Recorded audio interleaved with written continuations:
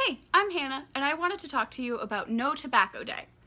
I know it's way easier said than done to stop using tobacco for a whole day if it's something you're used to using, and so we wanted to have our own spin on it. Plus, tobacco in and of itself isn't bad, and it can have a lot of cultural significance. Our spin is looking at today as No Tobacco Industry Day, as most of the problems we associate with tobacco use, from cost to cancer, are really issues caused by the tobacco industry, not the plain plant itself. In fact, natural tobacco has uses ranging from cooking to pest management in the garden. Let's start with some of the shady marketing tactics that the tobacco industry has used over the years. Tobacco companies have been well known for giving free cigarettes to mental health institutions to be given to the patients who are staying there. I use the word free very loosely because it's with the very obvious intent of getting them hooked while they're in a vulnerable place. So while they go in looking to get help, while they may get some, they come out with a new addiction to something that is going in the long run to cost them a lot of money. Another shady marketing tactic that the tobacco industry has used is a project launched in 1995 specifically targeting members of the LGBTQ plus community. This project was called Subcultural Urban Marketing, and for the folks at home who are really good with acronyms, you've noticed that that spells out SCUM.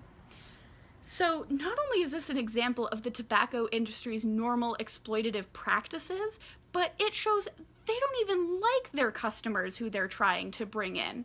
I mean, we already knew they didn't like their customers because typically you don't try to give your friends cancer. Man, this is delicious. What's your secret ingredient? I'll never tell. But on top of that, to call members of the LGBTQ plus community who they're trying to turn into customers scum, that's just cold. So, what can you do?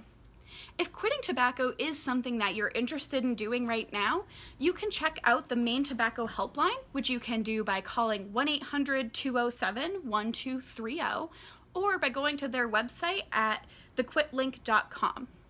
The great thing about the Maine Tobacco Helpline is it's on your schedule because you call when you have time or go to their website. And, they work with you by giving positive, personalized tips on quitting instead of making you feel guilty for struggling with it when it's a really hard thing to do. Not interested in quitting, but still want to make a change? While loose tobacco can have as many additives as pre-rolled cigarettes, rolling your own can help you have control over how much tobacco you're putting into your system.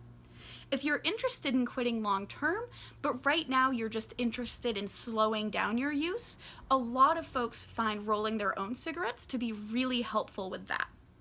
Plus, you can shop around for tobacco that has less chemical additives to it, and you can also look into cutting your tobacco with different herbs. If you're going to do that though, make sure you do your research and possibly talk with your doctor so you don't have a medication interaction or poison yourself. You can also look into growing your own tobacco, though there are some limitations on being able to sell that if you have any friends who also want to go a more natural route. So you'd have to look into state laws around that. Plus, like I mentioned earlier, tobacco is a really good pest deterrent for the garden.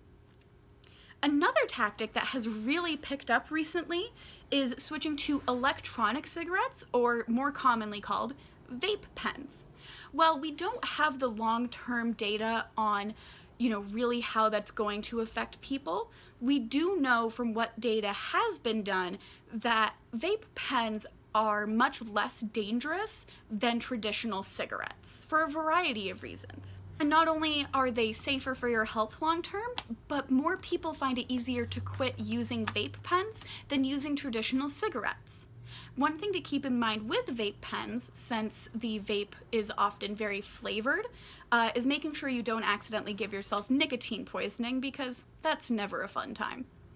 One of the great things with the vape pens is you can get cartridges in varying nicotine levels, making it way easier to kind of slow your usage down and then stop using nicotine entirely. So, what do you plan to do for No Tobacco Industry Day?